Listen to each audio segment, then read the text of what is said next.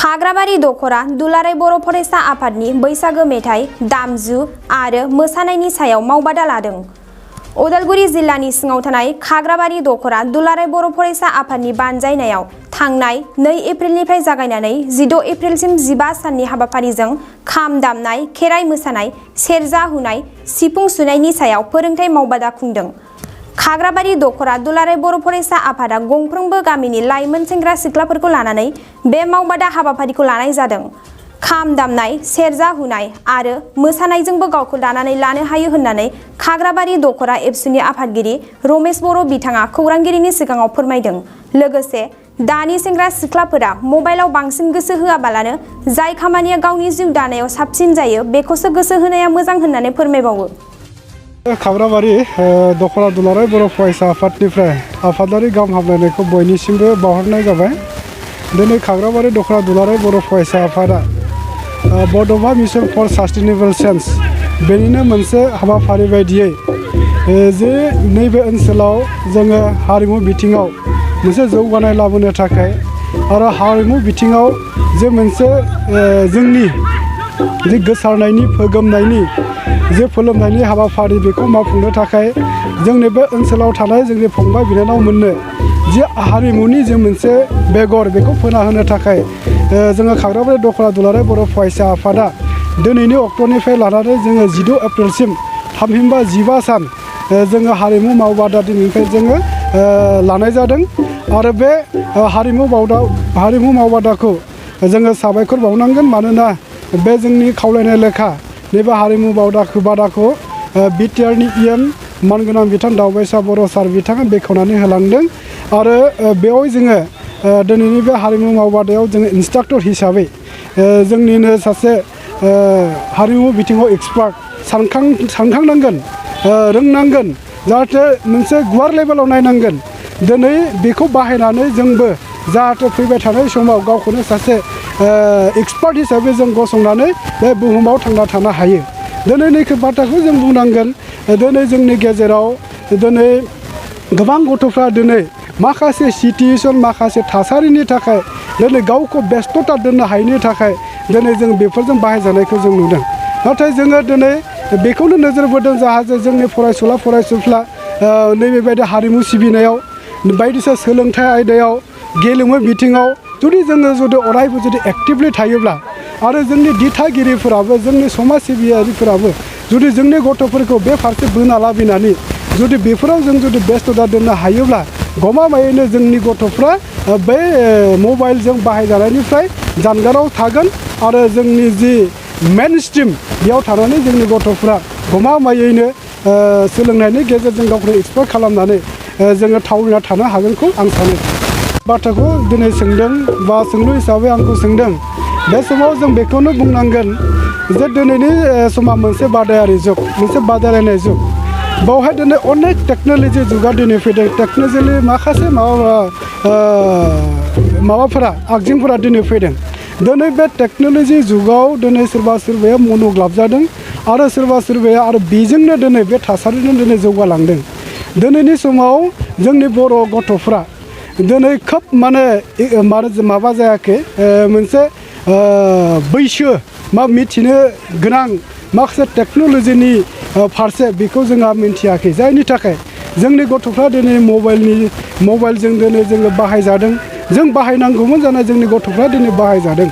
दा बेनि गुदि जाहोनानो जादों दिनै मोनसे नैबे ग्लबेलाइजेसनाव दिनै थांनानै थानांगौब्ला दिनै जोङो गोबां बिथिङाव जों दिनै एक्सपार्ट जानांगोन। आरो बेखौनो नोजोर बोनानै जोङो बयखौबो जोंनि गथ'फोरखौ जोंनि फरायसुला फरायसुलिफोरखौ जों खावलायबोदों जाहाथे जोङो मबाइलजों बा बायदिसिना जे टेक्न'लजिनि माखासे आगजुफोर बिदों जाहाथे बांद्राय बाहायजानो नाङा। मानोना जों बिथांखौ बाहायनांगोन जों बेफोरखौ मबाइलखौ मोजां माबाफोराव जों बाहायनांगोनसो। खिन्थु जों दिनै बाहायजादों। मानोना दिनै बियो बे टेक्न'लजि जुगा दिनै आं दै बुंनाय बायदि जेरैबायदि गोबां सुबुङा दिनै बिदों मन'ग्लाबजादों गोबां बिथांखौ जों लिंनानै लाबोदों आरो बिथाङा दिनैनिफ्राय बे हारिमु बादाखौ दिनै बिथाङा इन्सट्राक्टर महरै दिनै बिथाङा फोरोंगोन जोंनि फंबाय बिनानाव फरायसुला फरायसुलि बिथांमोनखौ। आरो जों बे हारिमु मावबादानि गेजेरजों जों दखरा आफादा बेखौनो जोङो मिजिंथिदों जाहाथे जोंनि फंबाय बिनानावमोना गावबा गावनि जे मोनसे हाबाफारि मावफुंनायजों लोगोसे नैबे जोंनि हारिमुखौबो जि जोङो साफ्रोमबो बर' फिसाफोरा माने रोंनांगोन आरो हारिमुखौ फोथांनायाव फोलोमनायाव बयहाबो मोनसे दायित्व दङ बेखौ लानानै जाहाथे जोंनि फरायसुला फरायसुलिफ्रा फैबाय थानाय समाव बर' हारिखौ मोनसे हारि महरै गसंथानायाव मोनसे हारि महरै गायसननायाव जाहाथे जोङो बाहागोदारि जानो हायो जों बेखौ मिजिंथिदों मानोना मोनसे हारिया जुदि थांनानै थानांगौब्ला बे हारिनि हारिमुवा थांनानै थानांगोन आरो बे हारिनि हारिमुखौ जों फोथांनानै लाखिनांगोन आरो बे हारिनि हारिमुखौ सोर फोथांना लाखिगोन होनोब्ला जोंनो जोंनि फंबाय बिनानावमोनानो बेखौ फोथांनानै लाखिनांगोन आरो बे थांखि आरो नोजोरजोंनो जों दिनै खाग्राबारि दखरा दुलाराय बर' फरायसा आफादा बे हारिमु मावबादाखौ लानाय जादों। बावबाय दिनै खाग्राबारि दखरा बर' फरायसा आफादा जायनाखि बर'नि मोसानाय मावबादा बेखौ दिनै बेखौ जेनबाय बिथां जोंनिनो EM दावबायसा बर'आ फैदोंमोन दा बेखौनो थांबाय दायो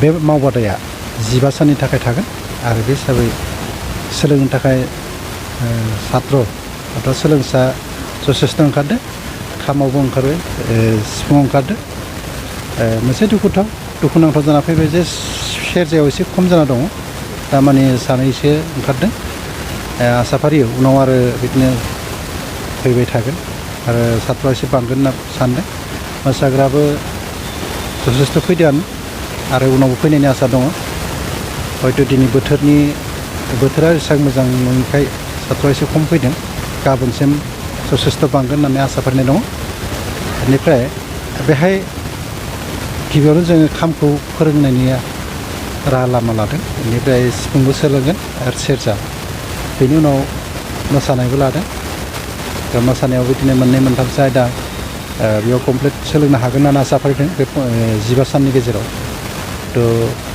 आसा फारियो बर'नि हारिमुआव जथेस्थ' गाज्रि लामायाव दंमोनबाबो दिनै एसे दावखोबोबाय आरो बे साननो हयथ' बयनिबो नोजोरावहाय हारिमुवा गोदोना थानाय होननानै मोनदांनायाव दायो खाग्राबारि गोदोना थानाय हारिमुखौ बोखांफिननो होननानै जुजिना दिनै बे मावबादाखौ लादों बेनि थाखाय आंबो हारिमुखौ बोखांनो हाथों होननानै आंनिफ्रायबो साबायखर बावनाय थाबाय आरो सालबारि मुखुमानि सिङाव थानाय रायजो राजा सुबुंफोरनि थाखाय मोनसे गोजोनथाव खौरां किरण एन्टारप्राइज जेराव नोंथांमोना मोननो हागोन नोंथांनि फालांगि खालामनायाव गोनांथि जानाय टाटा य'दा ट्राक आरो ई-रिक्सा लोगोसे नोंथांनि न' बां लुनायाव गोनांथि जानाय बाला अन्थाइ सिमेन्ट इटा बाक्सा जिल्ला सालबारि मुखुमानि सालबारि भबानिपुर लामायाव थानाय बे किरण एन्टारप्राइजआव नोंथांनि थांना थानायनि जिउआव गोनांथि जानाय टाटा य'दा ट्राक ई-रिक्सा आरो बाला अन्थाइ सिमेन्ट इटाफोरखौ गोरलैयैनो मोननो हागोन गोनांथि जानाय सुबुंफोरा 9101113708 आरो 9401079621 जानबुं अनजिमायाव खौरां लाहरनो हागोन।